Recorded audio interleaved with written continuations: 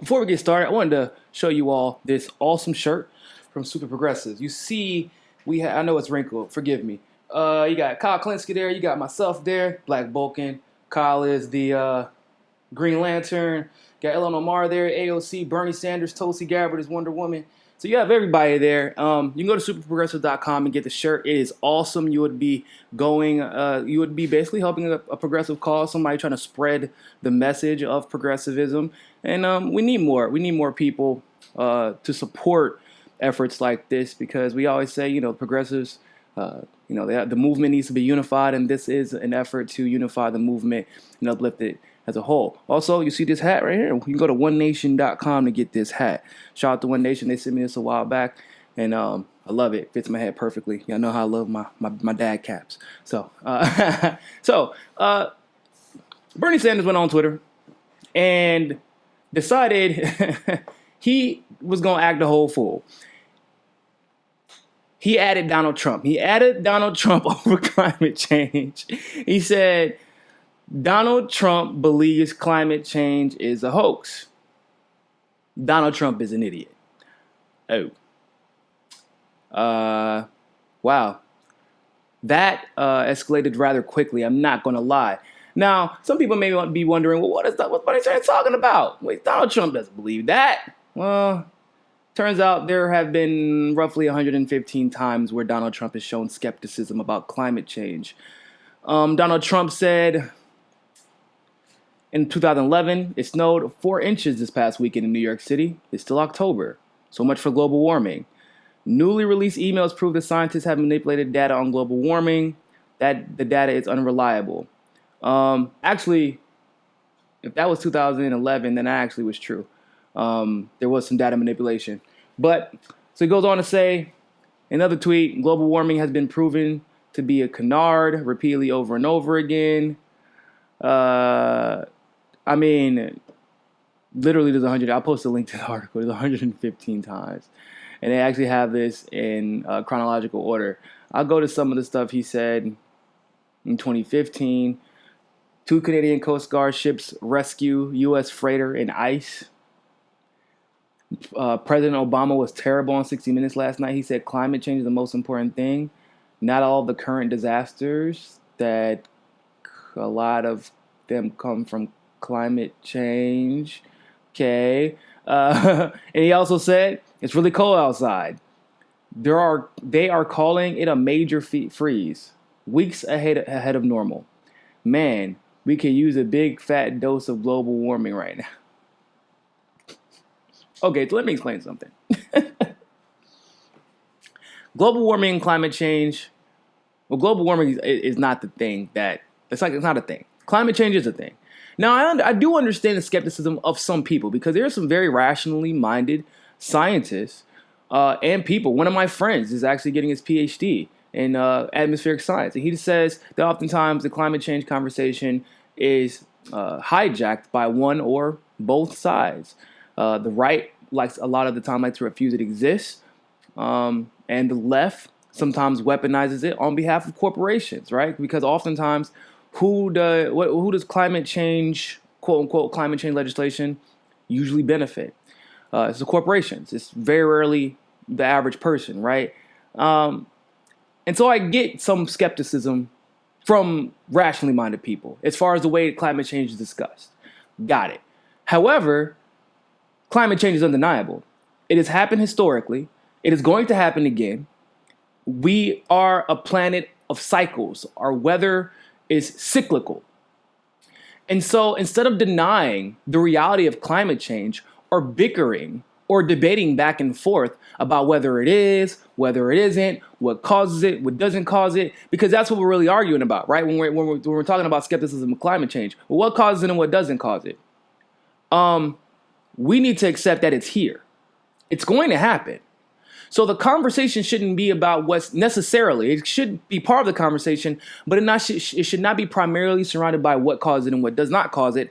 However, what it should be is, what are we going to do about it? What steps are we going to take in humanity? Because it isn't just going to affect the United States. It isn't just going to affect Puerto Rico. It isn't just going to affect, little islands here and there. It's going to affect everybody, one way or the other.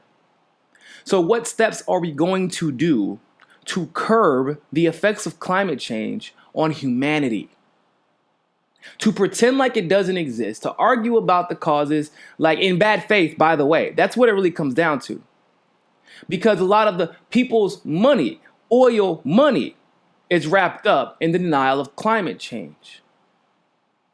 So why aren't we having that conversation? Also, the climate change conversation is for some reason the environmental conversations for some reason ignored in the climate change dialogue. Oftentimes.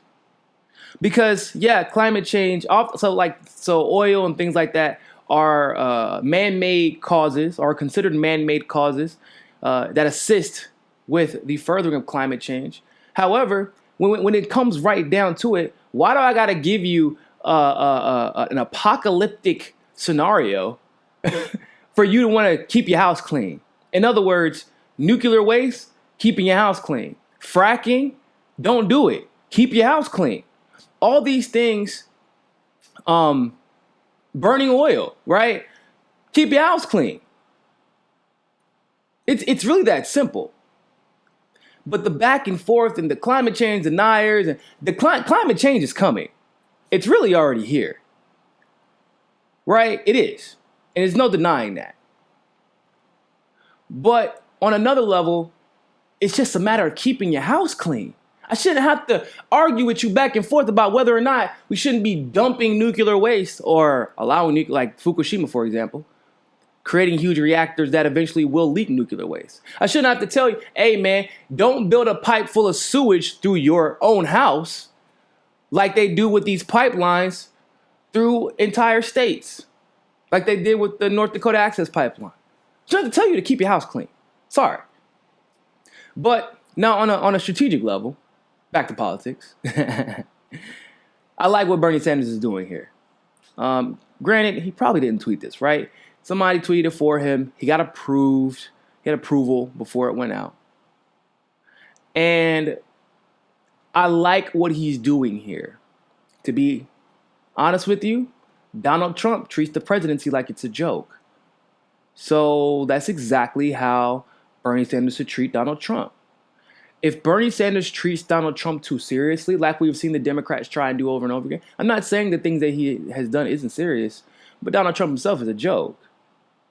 And if he takes him too seriously, that can actually be used against him. That actually galvanizes Trump's supporters. However, if you treat him like a joke, that's how people would treat him. It's been proven historically. You can't win this election by playing politics. Bernie Sanders seems to be coming to terms with that, more so this time than he did in 2016. And if this is how he treats, like, okay, cool. You don't want to talk about facts because, Donald Trump does tend to hate facts if we're being honest about it. If you don't want to talk about facts, fine, we'll just talk about you. And so I do agree with Bernie's strategy here. Don't take him too seriously.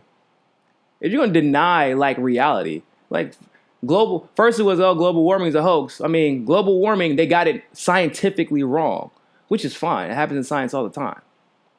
But everything is a hoax all the time? No, climate change is real.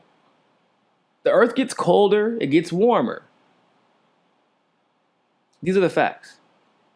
Now, once again, you can debate about causes all day, but why are we debating about causes instead of finding solutions to help humanity adapt, evolve, and adjust? Because it's coming regardless.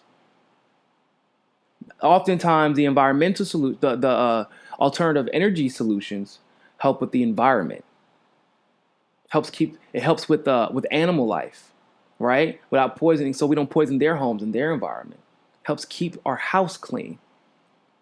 So from that perspective, why are we having that debate? Why don't we just do it? Keep your house clean. We only got one planet, bruh. One planet. And maybe Mars. We still, the verdict's still out on that one. But can we take care of it? Is that too much to ask? We don't need an apocalyptic scenario to want to take care of our home. Hey, don't forget to subscribe and hit the notification bell to get all of our notifications if you like that episode of Mikasa Sukasa. You can also help continue to grow our show by donating to our Patreon and helping us hit our goal of 500 patrons. But remember, more than anything else, find your balance. Peace.